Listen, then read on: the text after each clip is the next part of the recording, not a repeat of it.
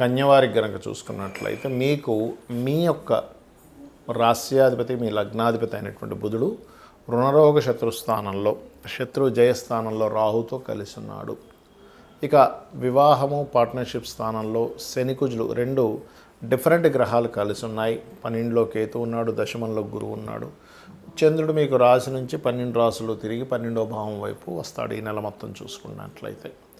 మరి ఈ యొక్క గ్రహస్థితిని అనుసరించి మీ యొక్క కన్య వారికి ఎలా ఉండబోతుంది ఈ నెల, ఏ విషయాల పట్ల మీరు జాగ్రత్త వహించాలి అనేటువంటి అంశాలు చెప్తుంది నేనైనప్పటికీ చెప్పిస్తుంది సాక్షాత్ లలిత అమ్మవారిగా భావిస్తూ, ఆ లలితాంబిక అమ్మవారి యొక్క అనుగ్రహం మీకు పరిపూర్ణంగా కలగాలని మనస్ఫూర్తిగా కోరుకుంటూ, ఇక్కడ ప్రధానంగా గమనించినట్లయితే మీకు కన్యారాశి వారికి 10వ తేదీ ఆల్మోస్ట్ 11వ తేదీ వరకు కూడా మీరు ఏదైతే లోన్స్ కోసం ప్రయత్నం చేస్తారో ఆ యొక్క లోన్స్ సంబంధించినటువంటివి సఫలీకృతం అవుతాయి.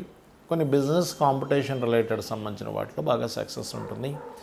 ధనస్థానాన్ని ధనాధిపతి అయిన శుక్రుడు చూసుకుంటున్నాడు కాబట్టి ధనపరంగా బాగుంటుంది. 19వ తేదీ తర్వాత ఏదైనా స్కూల్స్ కాలేజ్ నడిపేటువంటి వారికి అనుకూలంగా ఉంటుంది. తర్వాత ఏదైనా భూమి మూలంగా ట్రైనింగ్ మూలంగా కన్సల్టెన్సీస్ మూలంగా కూడా భాగ్యాధిపతి భాగ్యస్థానంలోకి ధన భాగ్యాధిపతి భాగ్యంలోకి వెళ్తున్నప్పుడు తద్వారా ధనయోగం ఉంటుంది. శత్రువుపై జయం ఉంటుంది. కాకపోతే పార్ట్నర్స్ని ఎంపిక చేసుకునే విషయంలో అది జీవిత భాగస్వామి అనుకోండి, బిజినెస్ పార్ట్నర్స్ అనుకోండి, వారిని ఎంపిక చేసుకునే విషయంలో 7వ స్థానంలో శని కుజుడు ఉన్నారు కాబట్టి చాలా జాగ్రత్తగా ఎంపిక చేసుకోవాలి. ఇక జాబ్ రిలేటెడ్ సంబంధించినటువంటి విషయంలో అనుకూలత అయితే ఏర్పడుతుంది. కొత్త జాబ్స్ వస్తాయి, అందులో ఎటువంటి సందేహం లేదు. అలాగే మరొక విషయం ఏంటంటే ఇక్కడ గమనించినట్లయితే ఇక్కడ మీరు ఇన్వెస్ట్మెంట్స్ చేసుకునేటువంటి విషయాల్లో 12వ స్థానంలో కేతు ఉన్నాడు కాబట్టి ఈ కేతువు 12లో ఉన్నందుకు ప్రధానంగా ఇన్వెస్ట్మెంట్స్ ఆదివారాలు, మంగళవారాలు, కుజహోరలు, రవిహోరల్లో మనకి హోరా యాప్ అని ఒకటి ఉంటుంది, ప్లానటరీ టైమ్స్ అని ఒక యాప్, చాలా యాప్స్ ఉన్నాయి మనకి ప్లే స్టోర్లో. అది ఒక డౌన్లోడ్ చేసుకొని అందులో మీరు ఏం చేస్తారంటే రవికుజ హోరల్లో ఎటువంటి ఇన్వెస్ట్మెంట్స్ చేయకండి ఇప్పుడుండే సిచ్యువేషన్స్ పరంగా. అది ప్రధానంగా గుర్తుపెట్టుకోండి, ఎందుకంటే కుజవత్ కేతు అంటాడు కాబట్టి. ఇక మీరు నిత్యము వెంకటేశ్వర స్వామి యొక్క ఆరాధన, లక్ష్మీ నరసింహస్వామి యొక్క ఆరాధన, శక్తి ఆలయాలకు వెళ్ళడము, శనికుజ గ్రహాల దగ్గర దీపారాధన చేయడము చేయండి. ఎందుకంటే ఇక్కడ పంచమాధిపతి ఎప్పుడైతే సప్తమంలో కుజుడితో కలిసి ఉన్నాడో ఇది కొంచెం ప్రేమించిన వారిని వివాహం చేసుకునే విషయంలో కూడా కొంత ఘర్షణ వాతావరణాన్ని ఇస్తూ ఉంటుంది. కాబట్టి ఈ విషయంలో ఎక్కువ ఎమోషన్ అవ్వకండి. రకరకాల వ్యక్తులు వస్తూ ఉంటారు, పోతుంటారు అనే దీంతో ఉండండి కాస్త. ఇది చేస్తూ రెగ్యులర్గా ఆంజనేయ స్వామి ఆలయాలకు వెళ్ళండి, అన్ని విధాలు బాగుంటుంది. ఇప్పుడున్నటువంటి కండిషన్స్, ఒకవైపు యుద్ధాలు జరుగుతున్నాయి, ఒకవైపు షేర్ మార్కెట్లో క్రాషెస్ వస్తున్నాయి, గోల్డ్ రిలేటెడ్ సంబంధించినటువంటి అప్ అండ్ డౌన్స్ చాలా ఎక్కువగా ఉన్నాయి. దీని అంతటికీ మనకి ఉన్న గ్రహస్థితికి చాలామంది అడుగుతున్న ప్రశ్నలు కూడా ఏంటంటే ఇక్కడ మీ రాశిలో ఉండే గ్రహాలు అవిచ్చే మహాదశలు, అంతర్దశలు, వాటికి ఉండే యోగాలు ఒక ఎత్తు అయితే, బయట ఉండే కండిషన్స్ మన గోచారంలో ముండేన్ ఆస్ట్రాలజీ అంటారు, మైథుని జ్యోతిష్యము, అది ప్రపంచ దేశాలు అంటే మొత్తం ప్రపంచంలో ఎలా జరగబోతుంది, ఎటువంటి ఫలితాలు ఉంటాయని చెప్పేది. అయితే నేను చాలా కాలం నుంచి చెప్పుకుంటూ వస్తున్నాను, 3-4 నెలల నుంచి కూడా ఇది యుద్ధం వైపు దారితీస్తుంది, యుద్ధాలు పెరుగుతాయి, ఆగినట్టు ఆగి మళ్ళీ వస్తాయి అని. అయితే ఇక్కడ ఏంటంటే ప్రధానంగా ఇక్కడ గ్యాస్కి ఇప్పుడంటే పెద్దగా మనకేమీ కమర్షియల్ మీద ఎఫెక్ట్ పడింది, కానీ దాని తర్వాత నాన్ కమర్షియల్ మీద కూడా ఎఫెక్ట్ పడనుంది.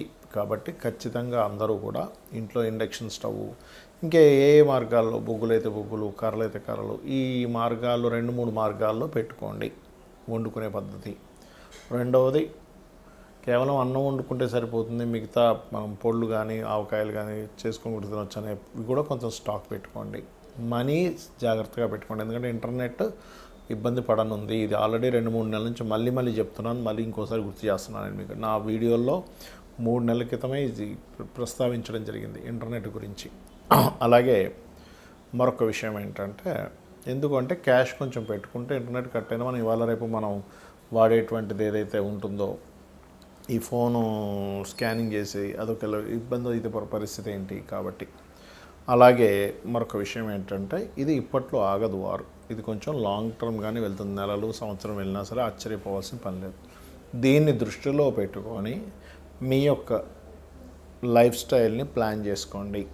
ఇది ప్రధానంగా గుర్తుపెట్టుకోండి. ఎందుకంటే ఎప్పుడూ రానటువంటి 3 సార్లు పంచగ్రహ కూటమి, 3 రాసులు గురువు పోయిన సంవత్సరం మారాడు, ఈ సంవత్సరం కూడా మారుతున్నాడు. సో ఎప్పుడైనా 3 రాసులు కనుక గురువు అతిచారంలో మారితే అది యుద్ధాలకి, జన నష్టానికి దారితీస్తుంది. కాబట్టి మీరంటూ సేఫ్గా ఉండాలి అని అనుకుంటే నేను చెప్పేది ఒక చిన్న రెమెడీ పాటించండి, మీరు ఖచ్చితంగా సేఫ్గా ఉంటారు. ఏమిటది అంటే, బయటికి వెళ్ళేటప్పుడు, ఇంటి నుంచి బయటికి వెళ్ళేటప్పుడు నామస్మరణ, మీ ఇష్టదైవం ఎవరైనా కావచ్చు, మీ ఇష్టదైవ నామస్మరణ చేయండి.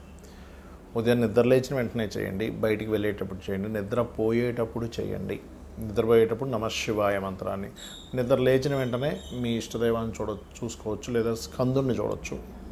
బయటికి వెళ్ళేటప్పుడు కూడా మీ ఇష్టదైవం విష్ణువు అయితే విష్ణువు, శివుడైతే శివుడు, అమ్మవారు అయితే అమ్మవారు, గణపతి అయితే గణపతి, స్కందుడైతే స్కందుడు, ఏదైనా పర్లేదు, మీరు ఎందులో ఉన్నా సరే. ఎందుకంటే మనకి కాలం ఒక రకంగా ఉన్నప్పుడు ఆ కాలాన్ని నడిపించేవాడు ఆ యొక్క పరమాత్మ యొక్క అనుగ్రహం ఉంటే మనం ఇబ్బంది పడకుండా ఉంటాం. మన జన్మజాతకాల్లో ఏదైనా గండ యోగాలు అంటారు, 8th హౌస్ కనెక్టివిటీ ఉన్నటువంటి మహాదశలు నడిచేటప్పుడు దీని మీద పెద్ద రీసెర్చ్ చేస్తే ఇలాంటివి జరిగినప్పుడు ఎవరు ఎక్కువగా అఫ్లిక్ట్ అయ్యారు, మనకు కోవిడ్ వచ్చినప్పుడు కానీ, ఇలాంటి యుద్ధాలు first world war, second world వార్లో ఉన్నప్పుడు ఉండేటువంటి మనుషులు కానీ, వాళ్ళవి తీసుకుంటే ఎక్కువగా ఏదైనా యాక్సిడెంట్ జరిగినప్పుడు, సామూహికంగా యాక్సిడెంట్స్ అయినప్పుడు చూస్తే వాళ్ళందరి జాతకాల్లో కూడా ఈ రకంగా వాళ్ళ యొక్క లైఫ్ అనేటువంటిది ఇబ్బంది పడడం జరిగింది. కాబట్టి మీరు ఎప్పుడూ కూడా ఈ గోచారం ఒక ఎత్తు అయితే, మీ పర్సనల్ చార్ట్లో మీరు ఓన్లీ యాక్సిడెంట్స్ అనే కాకుండా మీరు లైఫ్లో ఎందుకు ఎదగలేకపోతున్నారు, మీ లగ్నం ఎలా ఉంది,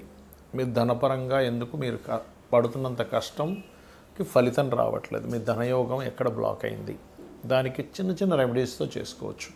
అలాగే పర్టికులర్గా మీరు ఏంటంటే మీ యొక్క ప్రయత్నాలు ఎందుకు సక్సెస్ అవ్వట్లేదు, 3rd హౌస్, మీరు ఏ ప్రాపర్టీ తీసుకుంటే మంచిది, ఎప్పుడు తీసుకుంటే మంచిది, ఏ డైరెక్షన్లో మీరు నివసిస్తే మంచిది, అది రెంటల్ హౌస్ అయినా ఓన్ హౌస్ అయినా, అది 4th హౌస్, మీరు ఏం చదివితే బాగుంటుందో కూడా 4th హౌస్ చెప్తుంది. అదేవిధంగా సంతానము, రుణము, రోగము, శత్రువు, పూర్వజన్మ కర్మలు, వివాహము, వివాహ జీవితం, ఇవన్నీ 7వ స్థానము, 6వ స్థానము, 12వ స్థానము, ఇలాగ ప్రతి భావము ఒక అనాలిసిస్ అనేటువంటిది ఉంటుంది.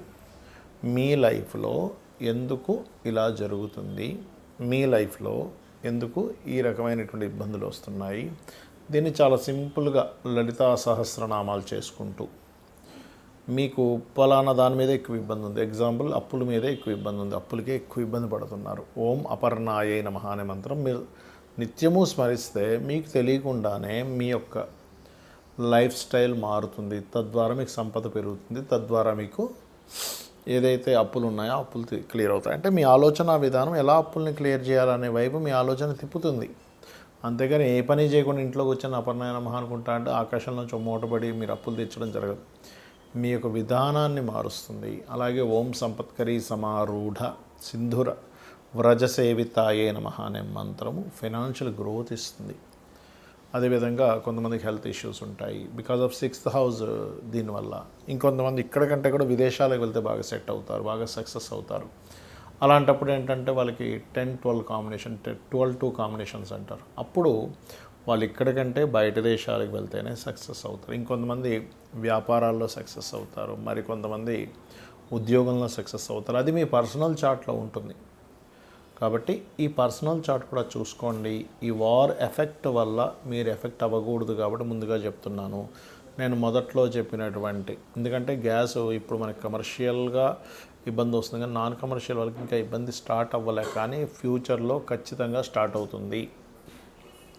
కాబట్టి కొంచెం ఎక్స్ట్రా సిలిండర్ ఒకటి పెట్టుకోవడం, ఇండక్షన్ స్టవ్ పెట్టుకోవడం, ఇవి ఖచ్చితంగా చేయండి. ఎందుకంటే కుజుడు మీనరాశుల్లోకి వెళ్తున్న కుజుడు మీకు ఏప్రిల్లో ఏం చేస్తాడంటే డియోల్ సైన్లో ఉన్నప్పుడు మంటకి కారకుడు, వంటకి కారకుడు అవుతుంటాడు.